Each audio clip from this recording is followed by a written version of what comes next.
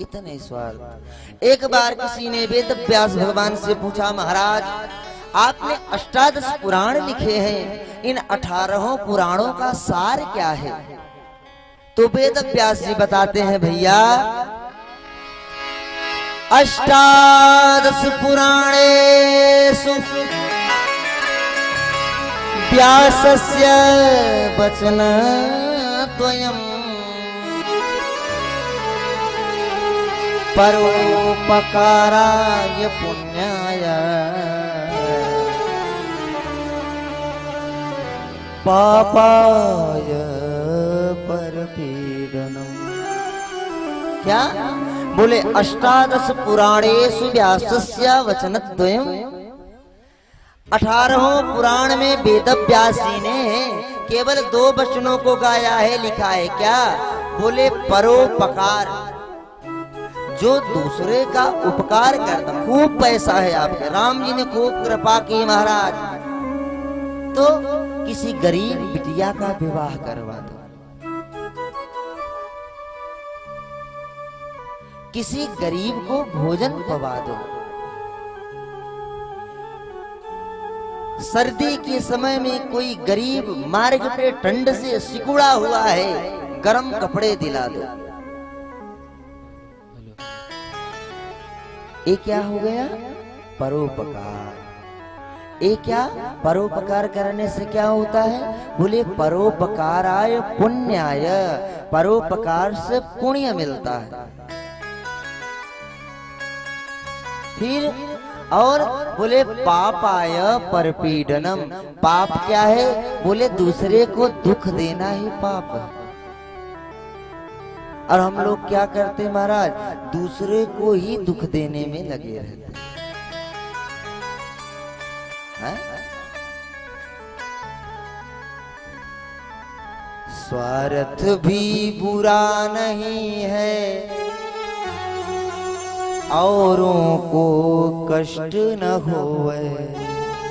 खूब स्वार्थ करो, लेकिन किसी को कष्ट मत पहुंचाओ भैया। जीव कोई रूठे ना, उतने ही भरो हवा कि गुब्बारा फूटे ना। अगर गुब्बारा फूट जाएगा ज्यादा हवा भरने से, तो क्या मतलब? भगवान ने हमें भेजा है कि जाओ पृथ्वी पे भजन करके हमारे चरण शरण का आश्रय ले लो, नहीं तो जन्म जन्म तड़पना पड़ेगा। आपने एक नाली के कीड़े को देखा है? उसकी वेदना देखो प्यारे। नाली में है, कोई गरम गरम पानी डाल दिया नाली में, तड़प उठता है महाराज। किसी के घाव पे कीड़ा बन के बैठा है, किसी ने एक बूंद दवा डाल दी, पूरा कीड़ा तड़प तड़प के मर जाता है। कितना कष्ट होता होगा कीड़े को। ऐसा समय मत लाओ कि हमें आपको भी कीड़ा बनना पड़े। क्यों? क्योंकि भगवान ने कृपा की है, ये मनुष्य का देह दिया है। दुर्लभो मानुषो देहो देहिनाम क्षणभंगुरः। मनुष्य का देह दुर्लभ है, और उसमें भी मनुष्य का देह क्षणभंगुर है। क्षणभंगुर जीवन की कलिका, कली प्राति को जाने खिली न खिली। मलयाचल की सूची शीतल, सुगंध समीर बहिना बही। कलिकाल कुठार लिए फिरता, फिर नम्र से चोट झिली ना झिली। अरे भजले राम नाम हरि रसना, फिर अंत समय में मिली ना मिली। ये जिह्वा अंत समय में हिलेगा कि नहीं, कोई भरोसा नहीं है। तो अभी समय है, तो अभी हम भजन क्यों नहीं करते? किसी ने कहा दुनिया में 7 आश्चर्य हैं, जिसमें से एक आश्चर्य ताजमहल को भी लोग बताते हैं। 7 अजूबों में 7 आश्चर्यों में एक नाम ताजमहल का। लेकिन संत महापुरुष कहते हैं कि आश्चर्य क्या है। सुलभम भगवन् नाम जिह्वा वसवर्तनी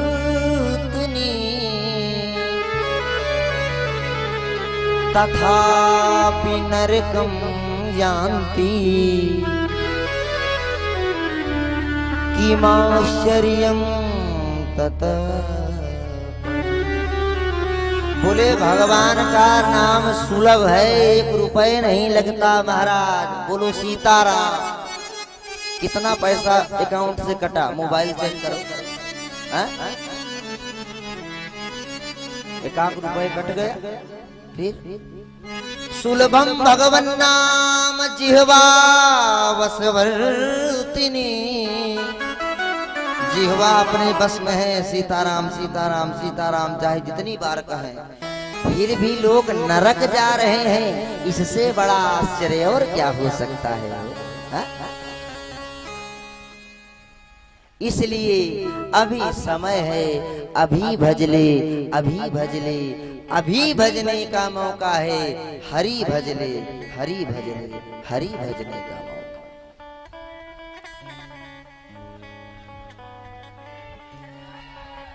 बचपन में सिखाया गया खेल कूद सत्य है। बालक छोटा रहता है तो लोग बताते हैं जाओ बेटा खेलो कूदो आनंद कर।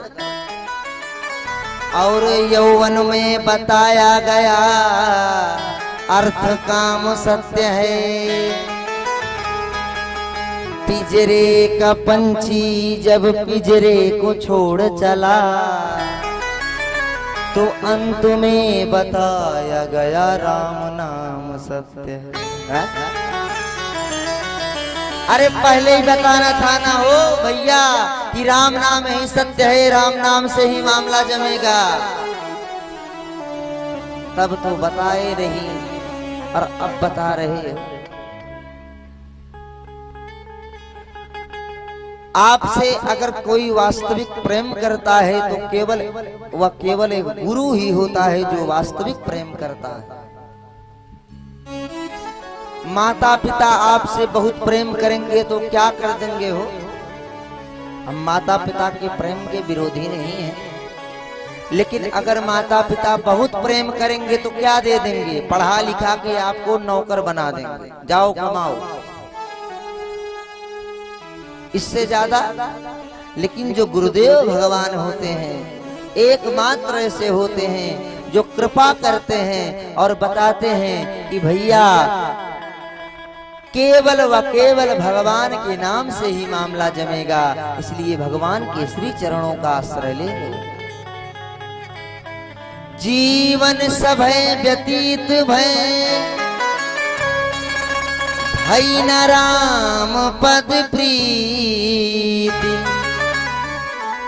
हे गुरुदेव बचाइए मार रही भव भी। इसलिए भैया अभी समय है, गुरुजनों के चरणों का आश्रय लेकर के भगवान का भजन कर लो, नाम का स्मरण कर लो, कीर्तन कर लो, कथा कर लो। हमारे आपके एक एक अच्छे और बुरे कर्म का नोट्स बन रहा है।